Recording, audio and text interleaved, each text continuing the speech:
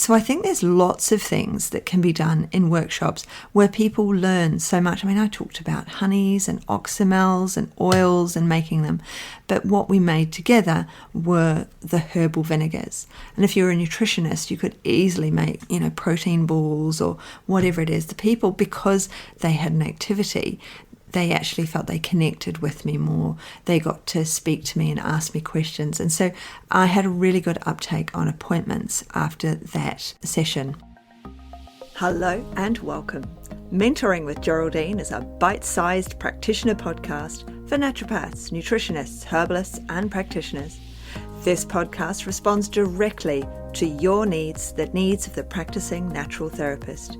With interviews, herbal discussions, something business and something clinical each week, you'll get the variety you need and enjoy to stay motivated in practice.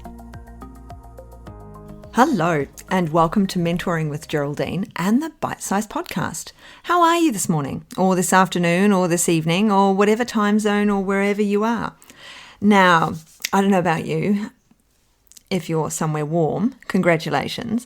But here in Adelaide, it's cold, and we don't do cold. We certainly don't do snow or anything like that. But we get this southerly, and the southerly is not a nice one. They get it in Melbourne as well, and it really is crispy cold. And so you want to wear, the scarves and the hats and all the rest of it. So why am I talking about winter? Well, as natural therapists, it's a great time to start making workshops for people. One of my most successful ever workshops was a herbal medicine one. Now, a nutritionist, you're going, well, this podcast isn't going to help me. I'll flick on to the next one. Well, it works for you as well, because one of the best workshops I've been to was run by a nutritionist who did raw food. So it's a very similar, when I say the word herb, replace food through this podcast. Because when we're coming into winter, we're thinking about our immune health. So a herbalist goes straight to their herbs and there's products as well, there's capsules if they don't want to use the liquids. But obviously with the liquids, we do have that unique ability to prescribe specifically for the individual in front of us. The nutritionist, you've got loads of nutritionals. So there's products that are made, but there's also the foods and the teas that, because they're foods, that you can add for your clients. So when we think of that immune workshop, what is it that we think of and how is it that we can get it out there to the world? Well, my most successful workshop was a herbal medicine history and myth workshop. Now, it wasn't the fullest workshop I've done, the fullest, is that a word? Full? Yes, of course it is. The best attended workshops were my arthritis workshops because they were very specific. And in those, I talked food and herbs and teas and vinegars. So they were the most well attended. But for follow-up and for people coming to see me afterwards, my most successful workshop was my herbal medicine workshop. And so I talked about, how it came about, first written about by Dioscorides, 78 AD, wasn't it? With the Greeks, and how it was all written about in the Roman Empire. Then, of course, the Dark Ages held everything up quite a bit, didn't it? It just put a stall on everything.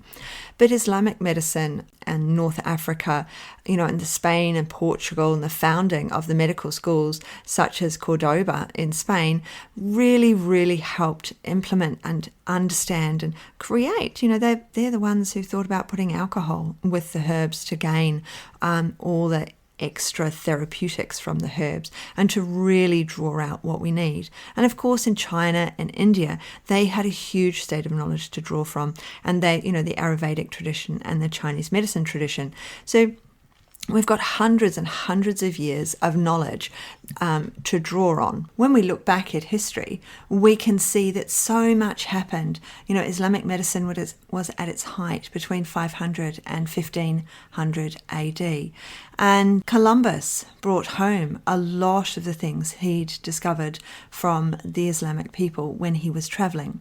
So, we have the Benedictine monks, or I say we, as I'm of British heritage. So there were the Benedictine monks and the Europeans, but of course the Black Plague and syphilis held everything back. It was all a bit of a nightmare for everybody. And then we had Paracelsus, 1493 to 1541, and he was the father of chemistry. And so he really started to think about Galen's theories. So Galen had held everybody up. He'd created these theories that were just too difficult for anyone to deal with during the Black Plague years. And he started to poo-poo them and get rid of them. And it was great. And then one person that many people know about is Nicholas Culpeper. And he championed the need of the ordinary people who couldn't afford a doctor. Doctors were very expensive during his lifetime.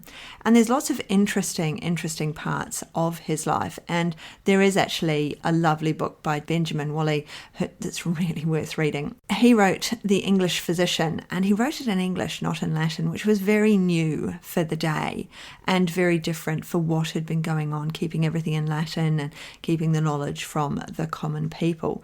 So he really helped advance things. Admittedly, everything he wrote about, everything was good for everything. But of course, lots of things are good for lots of different things. So, there's lots of jokes about Culpeper, but he actually worked tirelessly on the modern herbalist's behalf, I believe. And a lot of the things from the modern world, like aspirin, come from those herbs, as we all know. So there were lots of things in this herbal talk that I could talk about. And it gave me a lot of... and I had a lot of knowledge. We all do the course when we start, and we all learn about herbal medicine. And it really helped to impress upon my audience how important herbal medicine is. Then, after we'd had a break, we made the useful things. Now, if you're a nutritionist, this is where you would have talked about, perhaps if it was, winter and the common cold, you'd talk about, cold versus flu, perhaps the symptoms that cold and flu. Perhaps you talk about bacteria and viruses and what the differences are. And then after the break, you could then talk about common and useful things in the garden, things that you can eat and drink, and behaviours. They're quite big as well. So obviously in my talk, I talked, about chamomile and calendula and comfrey and ginger and cinnamon and some of the really common herbs that we see that are really easy for everybody to source. And then I gave tea recipes. But the other thing that I also made were vinegars, herbal vinegars. And so I think there's lots of things that can be done in workshops where people learn so much. I talked about honeys and oxymels and oils and making them. But what we made together were the herbal vinegars. And if you're a nutritionist, you could easily make, protein balls or whatever it is. The people, because they had an activity, they actually felt they connected with me more. They got to speak to me and ask me questions. And so I had a really good uptake on appointments after that session. Now, if you can hear purring in the background, I had to pause a little while ago because the neighbour's dog got into our yard and scared my cat. So I now have him on my lap. So I hope if there's a funny noise in the background, you now know that it's my little cat. So when we talk about nourishing our clients and when we talk to them about it in the workshop environment, it's how we nourish. There is the protein aspect, but there's also the whole foods aspect. And when in my programs for my clients, I always talk about movement in a way that's different. So, self-care. What is self-care? Oh, that's going to a spa, that's having a massage. Well, in actual fact, a lot of in my programs and in my talks, the self-care part is about grounding and how do we ground?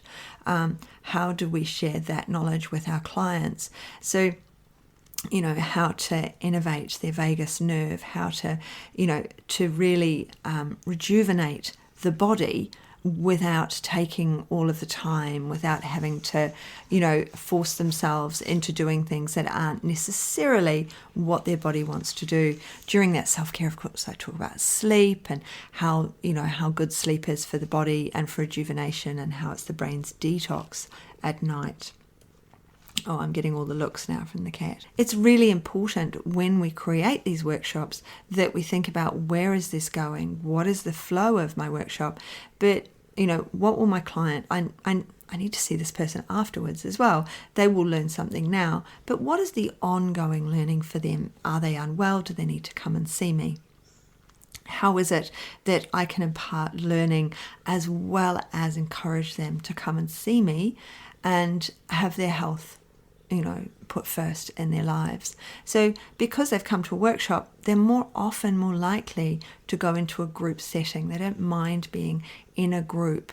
And that's a great way, you have a low paid workshop or course, and then you can pop them into a lower paid group to help them with their health ongoing, with their lifestyle ongoing, so that everybody learns all the things about the pantry and the fridge and all of the spaces around their home and the home themselves. So that sort of program I've always found to be a really, really helpful program, and the few group programs that I've done have come from the workshops where I've had, because people are in a group.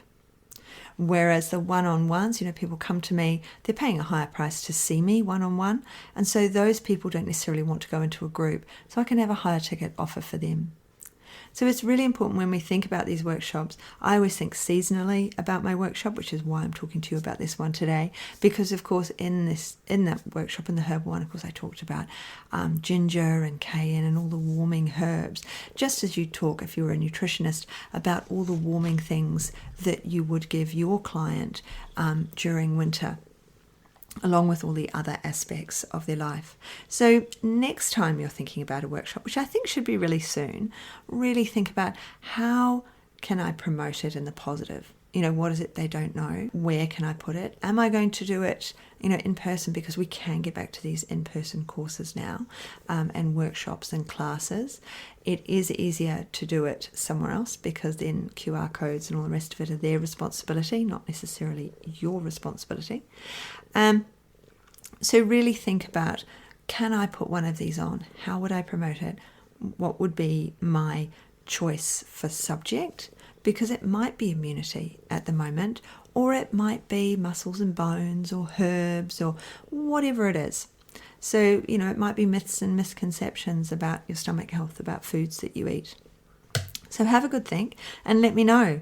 Let me know what workshops have worked for you and where you've done them, or if you're about to do your first one. So, I'm in Strictly Education and Support, the Facebook group. So pop in there and do say hi and tell me what you're up to. If you've enjoyed today, please make sure you go and give me a review, preferably 5 stars if you wouldn't mind, because all it, that really helps with the iTunes and the algorithms and getting people on board. So I will leave you to the rest of your day, your afternoon, or your evening, whatever it is you may be doing. And I look forward to seeing you on the next podcast or in one of my groups. I'll see you soon. Bye. Thanks so much for joining me today. Don't forget to rate, review, and subscribe to the podcast for the weekly episodes. If you'd like even more support and learning, then the Academy is for you. Here you'll find part 2 of the herbal discussions, more clinical learning, and case studies to support your clients in practice. Bye for now.